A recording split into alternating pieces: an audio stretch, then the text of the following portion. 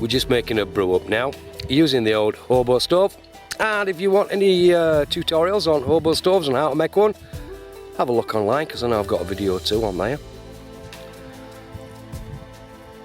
It's a nice day.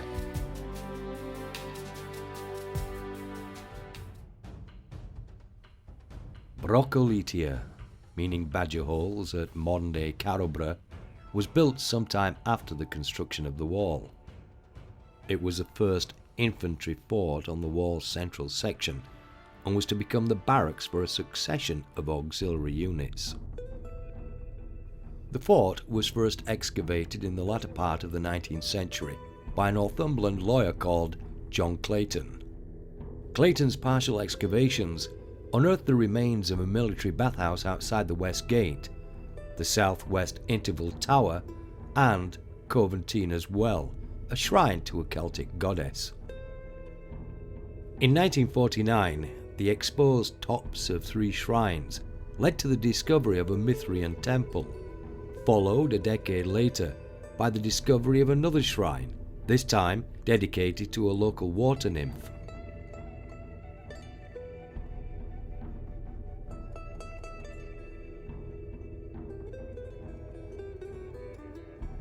And close by to the temple and shrine, it's believed there also existed a small vicus.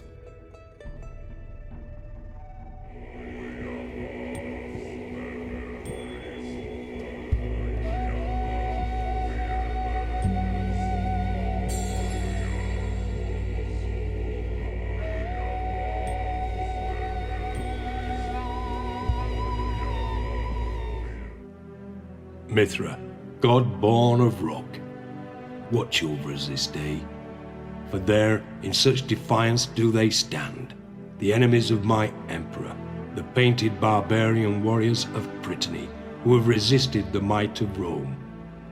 This was their land, but here we stand, soldiers of the 2nd Legion, battle-forged and ready to fight for the glory of Rome.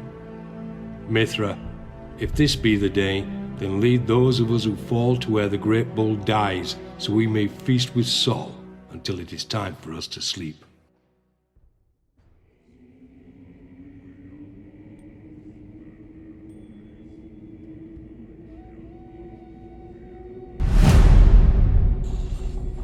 It is thought that Mithra was born on the 25th of December, emerging not from the womb, but from a rock, already in his youth, and clutching a dagger in one hand and a torch in the other. It is believed the Mithrian cult was practiced by Romans from between the 1st century BC up until the early part of the 4th century AD. Mithra, whose origins may be Persian, was a deity much favoured by Roman soldiers and auxiliaries. Although having a cult following, Mithra was very much a part of the accepted pantheon of Roman gods, and his followers thought of him as fulfilling various roles.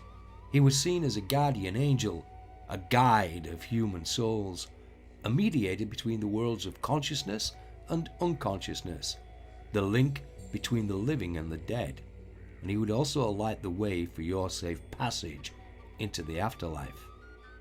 A major ritual was a reenactment of Mithra's act of taurooctony, the ritualistic slaying of a sacred bull, which took place in a very deep cavern, the bull forming the main course for a feast to be shared with the sun god Sol. Mithra also seems to have been favoured by other gods within the pantheon. The dagger he uses belongs to Saturn, the god of agriculture, liberation and time.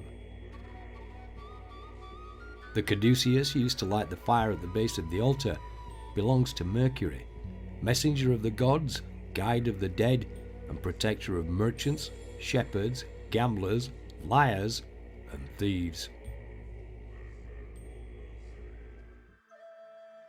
And as with any deity, it always pays to make a little offering for a fair and safe journey.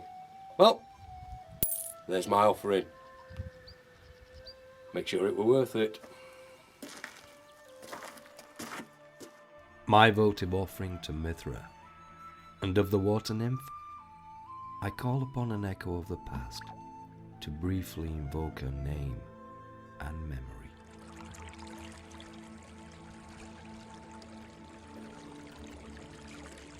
Sildonea, daughter of Corobus, spirit of the spring pool, I have returned, though how quickly has the cycle of seasons passed me by, ravaging this body you once caressed within your cold embrace. Look upon me now, Sildonea, for I was ever the mortal. Now my eyes grow tired and dim, and soon they shall know a sleep from which there is no awakening. Yet as I kneel beside you, I know them to be the windows into a mind of knowledge and wisdom only ever gained through the journey of life. So why do you now hide behind my reflection? Yes, Sildonea, you are capricious by nature, a true nymph of the waters.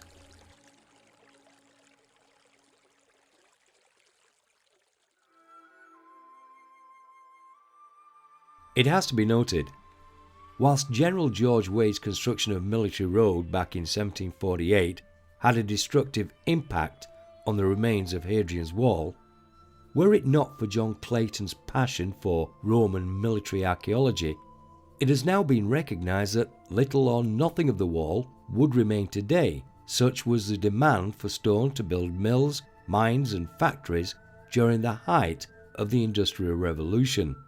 Today, John Clayton is viewed as one of the single most important individuals in the history of Hadrian's Wall.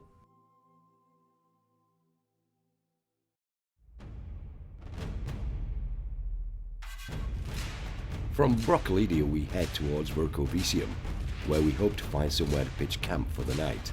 As for the weather, We're sheltering from the rain, pouring it down. It's early June 2012, and as Newcastle experiences some spectacular lightning storms and other parts of the UK are being hit by flash floods and tornadoes, we're being treated to some very impressive and dramatic weather conditions of our own. With the storm heading towards us, we calculate a safe distance from nearby trees, then pitch camp for the night.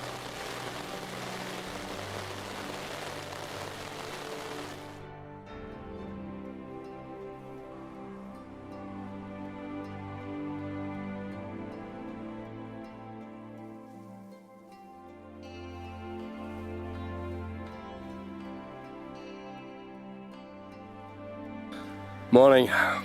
Well, it absolutely threw it down last night, but there's an advantage to that.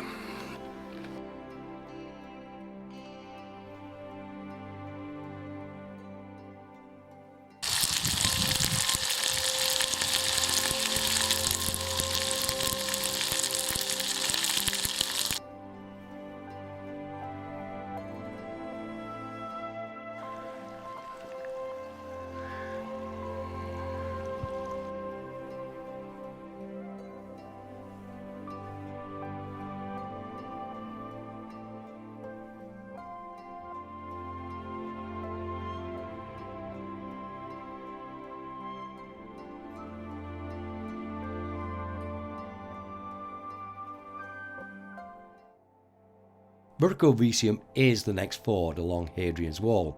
However, leaving it behind for a moment, we head off a few miles southwest and on towards Vindolanda. And here we are at Vindolanda. Now, if you're ever going to visit Hadrian's Wall, although this isn't part of the fort structure of the wall itself, it's set back a couple of miles. You haven't visited Hadrian's Wall if you don't visit here. Vindolanda forms part of a fort-based defence system which predated Hadrian's Wall.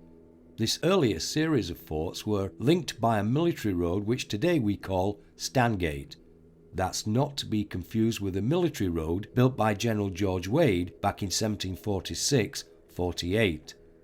The Stangate, which means stone road in Old English, became the new frontier after the Romans withdrew from Scotland in 105 AD. 85 AD saw the first of 5 phases of turf and timber fortifications at Vindolanda.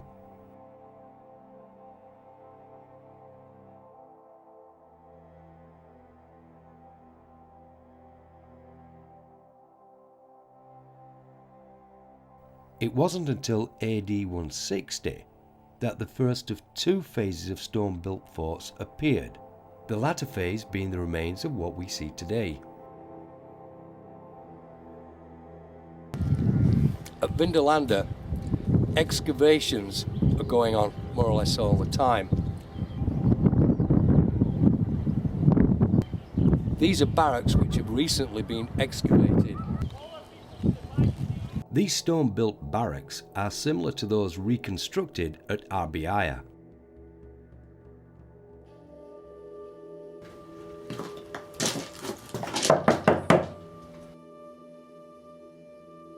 So this is a barracks where the auxiliary troops would have resided. 8 to a block, and this is one block here. They would have slept together, or at least slept in the same room, and done a cooking in this next room here. Quite luxurious for the time. However, it was during the excavation of the barracks at Vindolanda that a rather gruesome discovery was made, for in the corner section of one block, archaeologists unearthed human remains. Bound at the wrists, these bones belonged to a young 12-year-old girl, and how she came to be buried here is a mystery. It is believed that her death and burial took place in the 3rd century AD, during the time when the 4th cohort of Gauls formed the garrison. Burials within built-up areas were strictly forbidden during Roman times, suggesting she may have been murdered. However, Roman forts were manned and guarded 24/7, and each barrack cell was occupied by 8 men who formed a contubernum. These men would have been a tightly knit single unit. They would have served, fought, and lived together. They may even have suffered all the same punishment if any had committed a misdemeanor or crime. So our young victim may perhaps have been a slave who died viciously at the hands of an auxiliary soldier, but was quickly buried by the men within the contubernum in order to hide the crime and avoid collective punishment.